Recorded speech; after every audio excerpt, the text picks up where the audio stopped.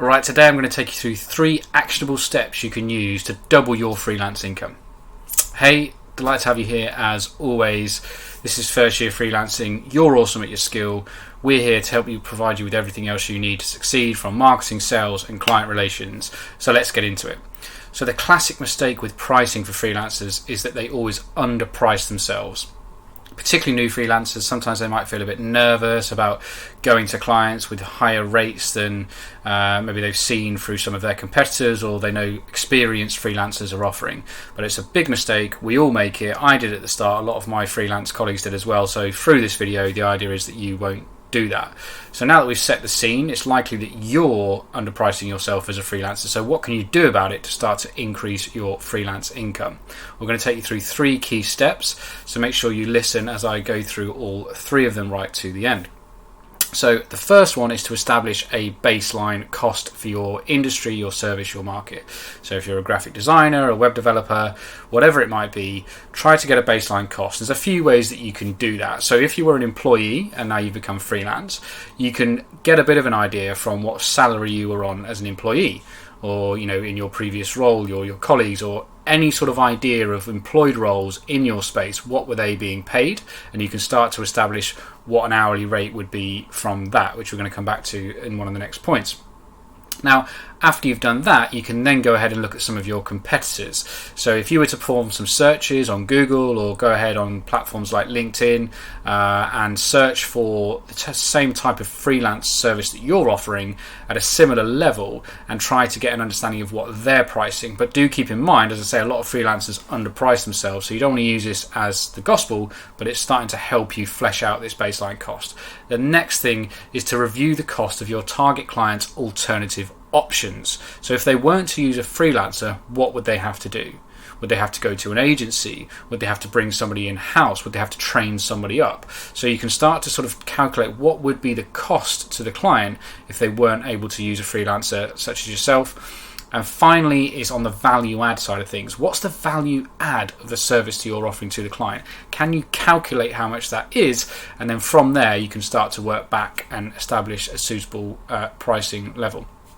Now, the next one is to switch your pricing model. What many freelancers will do will bill for their time.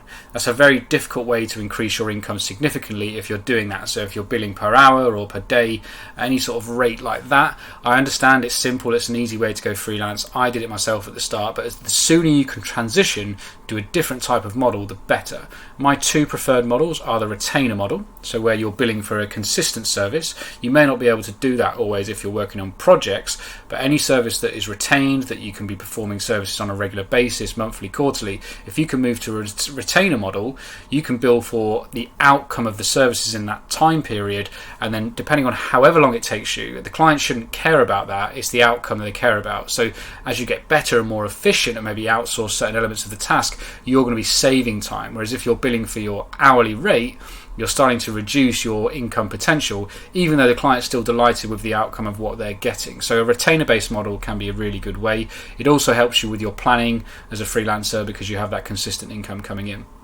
The next model is around value-based or performance-based model, which is where you're saying, right, going back to that point about understanding a baseline cost, is how much is the value add of the service you're bringing to the client. If you can calculate that, then you can establish a suitable percentage to take from that the client will say, well, it's a win-win scenario, they're still getting a great result and you're taking a performance-based. Many ways that shows how confident you are in your ability, and lots of clients will appreciate that level of pricing model. But actually, if done well and you are fantastic at your services, I'm sure you are, your potential for increased income is significant because the performance will be high and you're taking a percentage of that rather than just that fixed hourly rate, regardless of how valuable the work is to the client.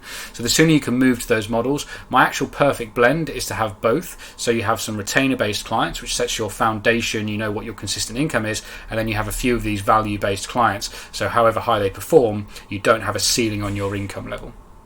And the third and final point to touch on this is about payment terms. So not directly about your pricing, but another mistake I often see freelancers make is that they give payment terms that the client either asks for or they think they want without even considering it. Almost all clients just want to know what your freelance terms are rather than being asked or having some difficult conversation about it. Decide on what your freelance terms are and tell the client that is how you work. It's as straightforward as that. And for new clients, you'll always want to be asking for payment up front in the form of a deposit or in advance, or a percentage of a project fee, stage payments, but you're always getting paid in advance of releasing the work to the new client. I do believe after a period of time of establishing trust and credibility in a payment record with a client, you can change that model. But by doing that, what you can do is really help your cash flow in the early stages, which gives you the confidence to bill higher rates for new clients. I see a lot of freelancers who are pricing too low, but then also having poor payment terms. So they're not getting paid for 30, 60 days. So you can imagine the pressure they're under to take work where they're underpriced. But if you can get your payment terms correct, then you can then look at those two other areas I spoke about earlier to make sure you're billing high for your services. So 3 key points there. Make sure you get a baseline cost, so you can say, right, where are you going to sit on there, rather than just pricing yourself thinking, and often we think under rather than over. Switch model to a retainer and a performance-based model if you can. And finally, nail down the payment terms so they're in your favour, always getting payment up front in advance. I hope that's been helpful as always, and I look forward to seeing you on the next one.